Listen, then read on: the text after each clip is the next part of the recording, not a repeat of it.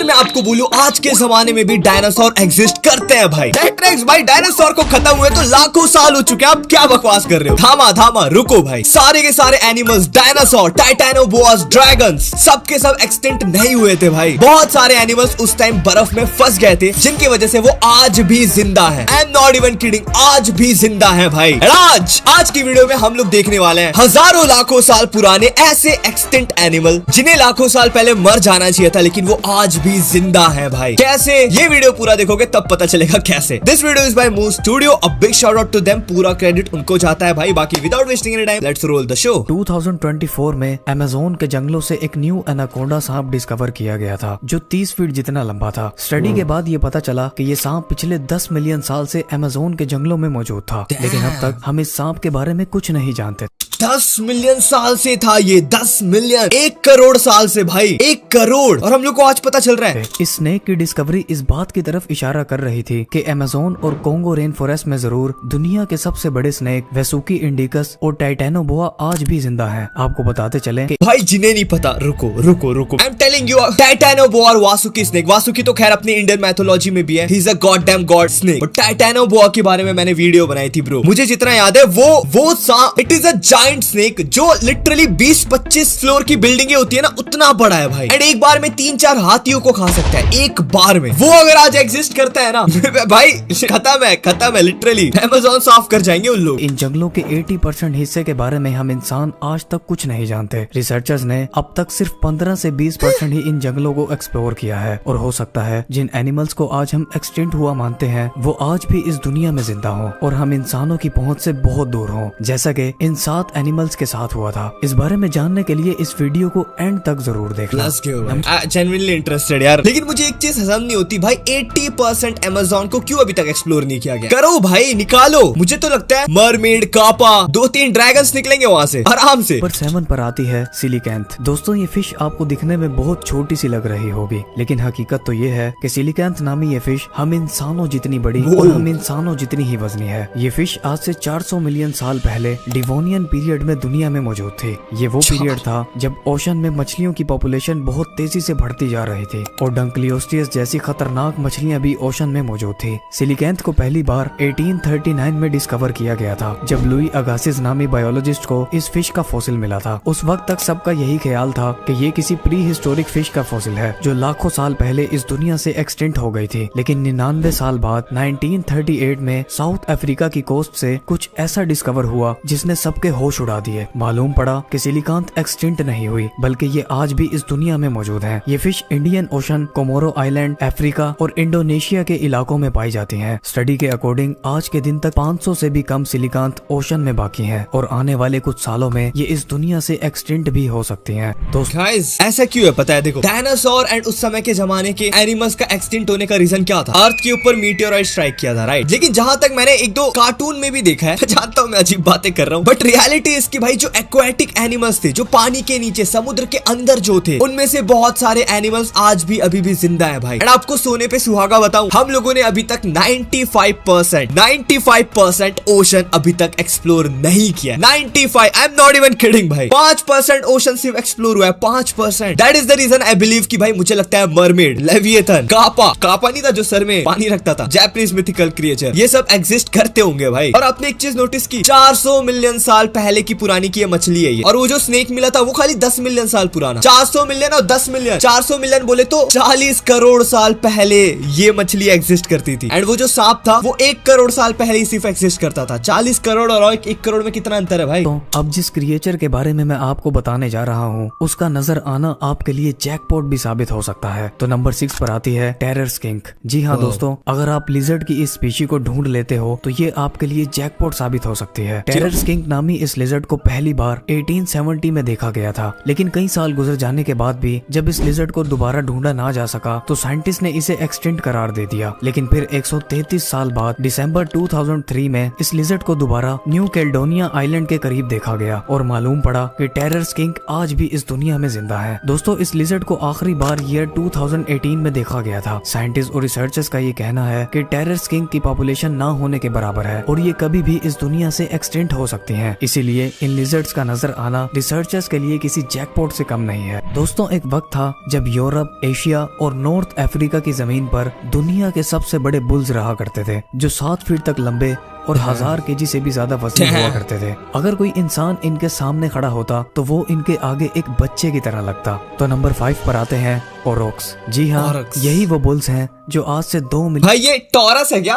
Taurus जानते हो? Pokemon किसने किसने देखा है? जो बैल नहीं होते भाई एकदम बहुत बड़े से, मिलियन साल पहले इस दुनिया में आए थे। आम बुल्स की तरह ओरोक्स भी घास खाया करते थे, लेकिन ये जानवर बेहद ताकतवर हुआ करते थे। दोस्तों रिसर्च से हमें ये पता चला कि इन जानवरों ने 20 लाख साल तक इस दुनिया में सरवाइव किया। एंशिएंट दौर में ओरोक्स को पावर और स्ट्रेंथ के तौर पर देखा जाता था। कई एंशिएंट रिचुअल्स में इसका जिक्र भी आया है, जिसका सबूत ओरोक्स की ये पैलियोलिथिक केव पेंटिंग्स हैं, जो दुनिया की मुख्तलिफ केव से डिस्कवर की गई हैं। इसके अलावा रोमन एम्पायर के दौर में ही कोलोसियम स्टेडियम में इन्हें स्पोर्टिंग इवेंट्स में फीचर भी किया जाता था। स्टडी ये कहती है कि इंसानों ने इन बुल्स का इस कदर शिकार किया कि ईयर 1627 के आते आते ये इस दुनिया से एक्सटिंक्ट हो गई। या फिर बाकी एनिमल्स की तरह ओरोक्स भी अभी पूरी तरह से एक्सटिंक्ट नहीं हुए, और दूसरे जानवरों की तरह वो भी इंसानों की पहुंच से बहुत दूर है, क्योंकि यूरोप में बड़ी तादाद में जंगल पाए जाते हैं जो यूरोप के 47% एरिया पर फैले हैं। और दोस्तों इन जंगलों का बहुत बड़ा हिस्सा अभी तक अनएक्सप्लोर्ड है। आप इस बारे में क्या सोचते हैं? क्या ओरोक्स आज भी जिंदा है या नहीं? कमेंट्स बॉक्स में जरूर बताना। आई फील लाइक मुश्किल है भाई, क्योंकि देखो यार, एक तो पहले जमाने के लोग साले इतने शिकार करते थे, क्या करते थे, शिकार करके इनका कपड़ा बना लेते थे भाई। उनको परवाह नहीं थी कि यार ये एक्सटेंट हो जाएंगे। बट आज के डेट में इसे मिलना बहुत मुश्किल है, बहुत मुश्किल, क्योंकि ऐसे एनिमल्स को ढूंढना जंगलों में, आई डोंट थिंक सो ये जंगल में रहते हैं। ज्यादातर गाय बैल को मैंने जितना देखा है वो फील्ड में रहते हैं, घास खाते हैं, जंगलों में बहुत कम। जंगल थोड़ी घर है इनका, ग्रास फील्ड में रहते हैं ये। I don't think so exist करते होंगे आज यार, पक्का एक्सटेंट हो गए होंगे। आपको क्या लगता है कमेंट में बताना।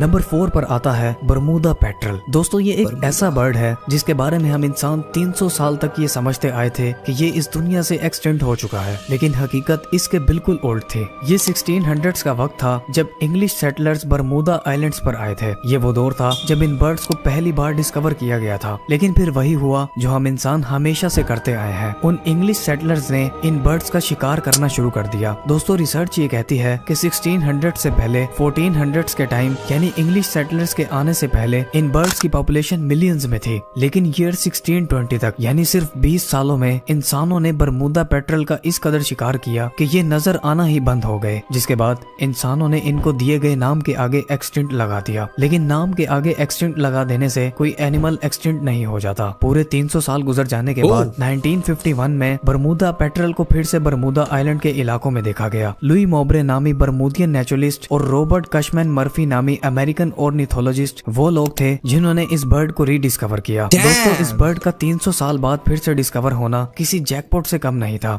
एक्चुअली जैकपॉट भाई, 300 साल पहले लोगों ने शिकार करके इसे खत्म कर दिया था, एंड मे भी हो सकता है 1 या 2 बर्ड खाली बचे रह गए हो, एंड दोनों ने यू नो एंड देन उसके बाद बहुत सारे इनके बच्चे हुए, एंड बच्चों ने आपस में यू नो देन उसके बाद इनकी आबादी बढ़ गई। हो सकता that would be the case right. भाई मुझे अगर ऐसे हजारों सालों पुराना कोई एनिमल या कुछ बर्ड वगैरह मिल जाए ना भाई, यार एक तो पहले मुझे ना खराब लगेगा कि यार उनको साइंटिस्ट को देना पड़ेगा, बट पैसे बहुत ज्यादा मिलेंगे। But I feel bad for the birds, क्योंकि उनके ऊपर एक्सपेरिमेंट किया जा सकता है। नहीं बर्ड्स के ऊपर तो नहीं होगा, लेकिन अगर कापा या जलपरी मिल गई मुझे, जैसे डोरेमोन में होता है भाई तब हो जाएगा कहानी। तब मैं नहीं दे रहा, तब तो मैं जाऊंगा समुद्री दुनिया में के वक्त बरमूदा पेट्रल की पॉपुलेशन 400 से 500 के बीच रह गई है, और एक अंदाजे के मुताबिक आने वाले चंद सालों में ये पूरी तरह से इस दुनिया से एक्सटिंक्ट हो सकते हैं। नंबर 3 पर आता है जावन टाइगर। इस टाइगर को जावन टाइगर इसलिए कहा जाता है क्योंकि ये जावा के इंडोनेशियन आइलैंड में रहता था। इस टाइगर को पहली बार 1844 में डिस्कवर किया गया था। ये टाइगर साइज में 8 फीट लंबा और 150 kg जितना वजनी हुआ करता था। दोस्तों इस 8 फीट ब्रो, 8 फीट। मेरे पीछे जो सोफा देख रहे हो ना, ये सोफा लिटरली दिख नहीं रहा आप लोगों को ना, वेट ये सोफा ये लिटरली 6 फीट का है। 8 फीट समझ रहे हो, मेरा पूरा बैकग्राउंड में आ जाएगा, वो इतना बड़ा होगा। टाइगर को आखिरी बार 1980s में देखा गया था। उसके बाद जब 2008 तक इसका कुछ अता पता ना चल सका, तो IUCN ने इसे एक्सटेंट हुए जानवरों की लिस्ट में डाल दिया। लेकिन 15 साल गुजर जाने के बाद 2024 में होने वाली एक स्टडी और रिसर्च से कुछ ऐसे प्रूफ्स मिले हैं जो जावन टाइगर के आज भी जिंदा होने की तरफ इशारा कर रहे हैं। दोस्तों जावा का इंडोनेशियन आइलैंड बड़े बड़े पहाड़ों और जंगलों से घिरा हुआ है, और रिसर्चर्स का ये ख्याल है कि जामन टाइगर्स इन्हीं जंगलों और पहाड़ों में आज भी जिंदा है। अबे तो गिलहरी की तरह दिख रहा है, छोटा सा है ना, गिलहरी या वो क्या नाम है, कुछ तो कहते हैं इसे, वैसा दिख रहा है ये। दोस्तों जरा इस वीडियो को देखें। इस वीडियो में जो एनिमल आपको दिखाई दे रहा है ये इस वक्त दुनिया में मौजूद अपनी नस्ल का आखिरी जानवर है, जो इस वीडियो के बनने के थोड़े दिन बाद ही दुनिया से पूरी तरह एक्सटिंक्ट होने वाला है। ये है थैलासाइन, जिसे तास्मेनियन टाइगर भी कहा जाता है। ये वीडियो 1935 में रिकॉर्ड की गई थी, जिसमें आप साफ साफ थैलासाइन को इधर उधर घूमते देख सकते हैं। ये टाइगर इस वक्त तास्मेनिया के शहर होबर्ट में मौजूद ब्यूमेरिस जू में था, जो अपनी नस्ल का आखिरी जानवर था।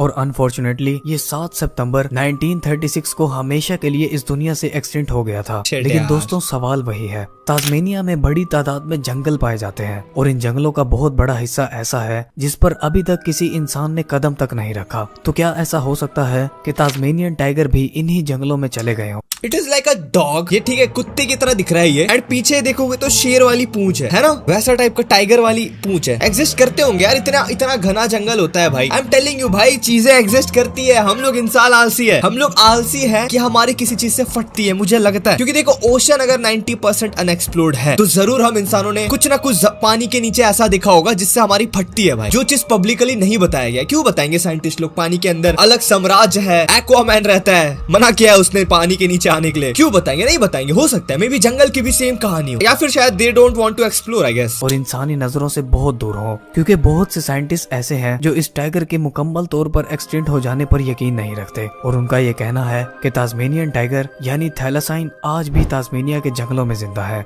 आपका इस बारे में क्या ख्याल है? कमेंट्स बॉक्स में जरूर बताना भाई। दोस्तों नंबर 1 पर हम जिस क्रिएचर के बारे में बात करने वाले हैं, इस क्रिएचर का होना ना होना बहुत बड़ी मिस्ट्री है। जो पिछले वो जो सांप था उसके 2 सर थे क्या? ऐसे सांप एक्चुअल में एग्जिस्ट? भाई मैं तो पैर ऊपर कर रहा, मेरे सांपों से फटती है तो क्या तो जो चीज मैंने देखा वो 2 सर वाले सांप सच में एग्जिस्ट करते हैं? कई वर्षों से हल ही नहीं हो सकी है। हम बात कर रहे हैं वुली मैमथ्स की। दोस्तों मैं दावे के साथ ये कह सकता हूँ कि आपने इस क्रिएचर को कहीं ना कहीं जरूर देखा होगा, किसी मूवी में, किसी कार्टून में या फिर किसी बुक में। वुली मैमथ्स 10,000 साल पहले यूरोप, साइबेरिया और नॉर्थ अमेरिका के इलाकों में रहा करते थे। ये वो टाइम था जब जमीन पर लास्ट आइस एज चल रही थी, जो अगले चंद सालों में खत्म होने वाली थी। वुली मैमथ्स ठंडे इलाकों में रहने वाले जानवर थे। स्टडी ये बताती है कि ये जानवर जब जमीन पर जिंदा थे तब इंसान भी आहिस्ता आहिस्ता शिकार करना सीख रहे थे। और कुछ स्टडीज ये भी कहती हैं कि हम इंसानों के शिकार की वजह से ही ये जानवर इस दुनिया से एक्सटिंक्ट हुए थे। लेकिन बाज़ थ्योरीज ये कहती हैं कि वुली मैमथ्स पूरी तरह से इस दुनिया से एक्सटिंक्ट नहीं हुए थे। अगर आज हम रशिया के बर्फानी इलाकों को एक्सप्लोर करते हैं, जो कि इम्पॉसिबल काम है, तो वहाँ हमें वुली मैमथ्स मिल सकते हैं। तो ये थे वो कुछ एनिमल्स जो अपनी एक्सटिंक्शन के बावजूद भी इस दुनिया में पाए गए थे। दोस्तों अगर यार मैमथ का आई थिंक ना, देखो मैमथ होते हैं हाथी बड़े बड़े, ठीक है, एंड वो